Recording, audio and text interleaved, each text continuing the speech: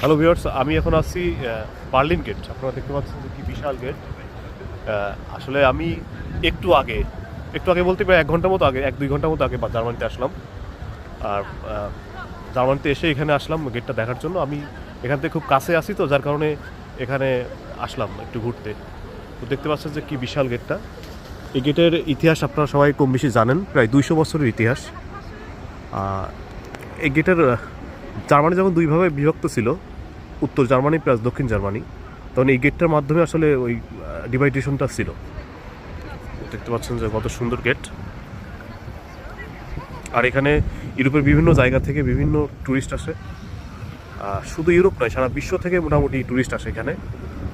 আর এখন প্রচুর ঠান্ডা, যদিও এখন সামার টাইম, তারপরে প্রচুর ঠান্ডা।